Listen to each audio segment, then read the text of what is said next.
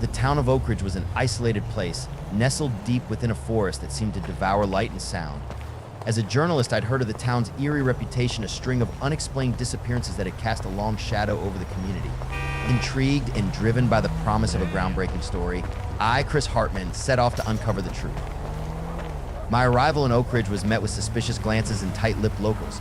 It was clear that outsiders were not welcome. The town was small, with quaint houses lining narrow streets and an oppressive silence that hung in the air. I checked into the only inn, a rundown establishment that reeked of decay and neglect. The innkeeper, a frail old woman with piercing eyes, warned me to leave while I still could. Ignoring her advice, I began my investigation. I interviewed the families of the missing, visited the sites where they were last seen, and scoured local records for any clues. It didn't take long for me to notice a pattern. Each disappearance coincided with the phases of the moon, particularly the new moon. But there was something else, something that connected these disappearances to an ancient, secretive cult.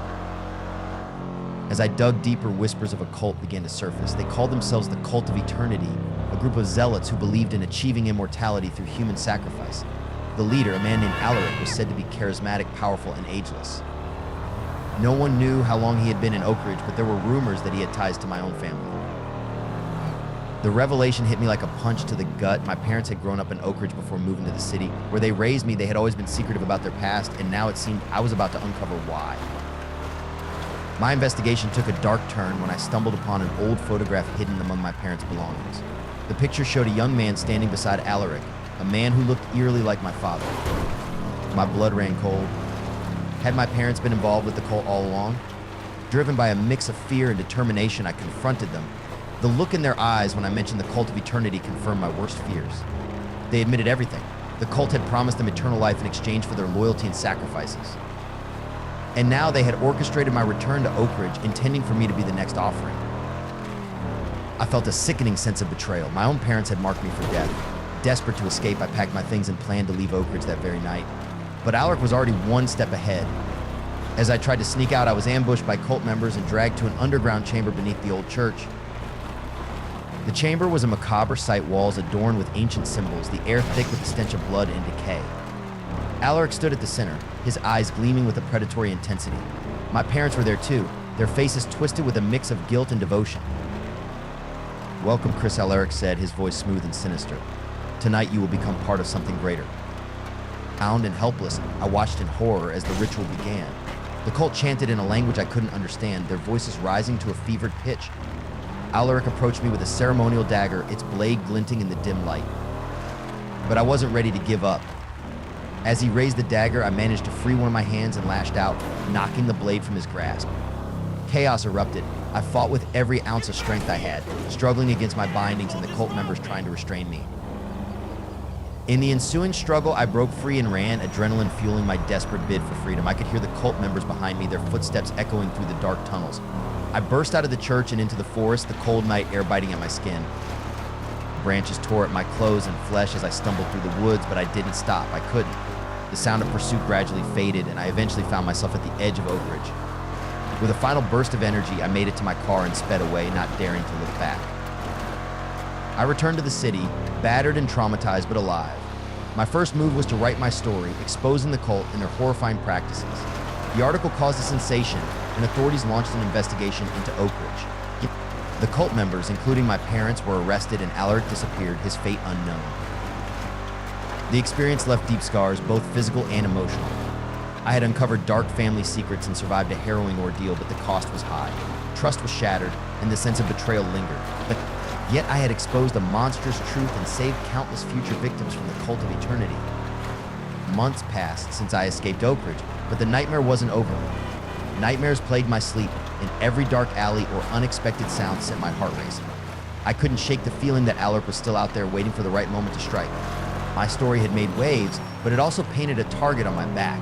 Anonymous threats poured in, some claiming allegiance to the Cult of Eternity, others warning me to watch my back. My paranoia grew, and I began to question everyone around me.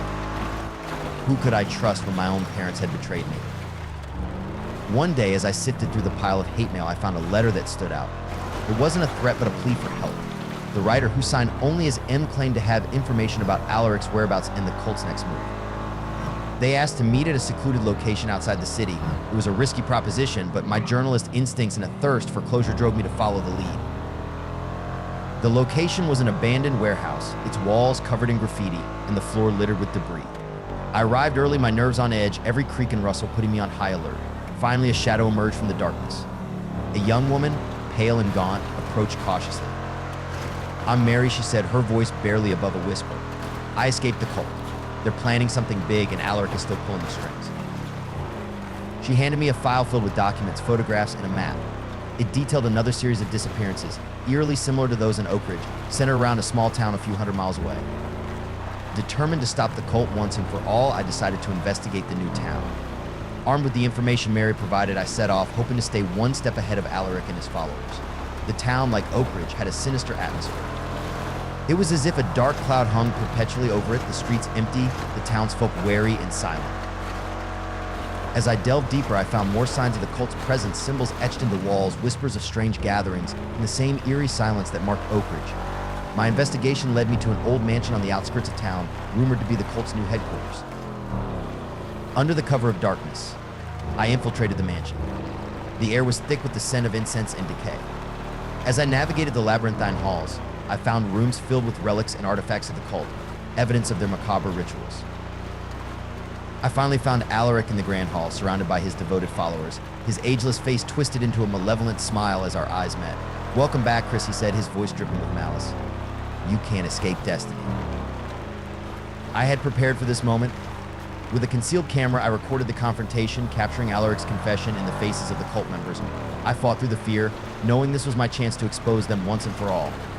Chaos erupted as I made my move. I fought my way out of the mansion, dodging the cult members who tried to stop me. With the evidence in hand, I fled the town and contacted the authorities. The video I captured went viral, leading to a nationwide manhunt for Alaric and his followers.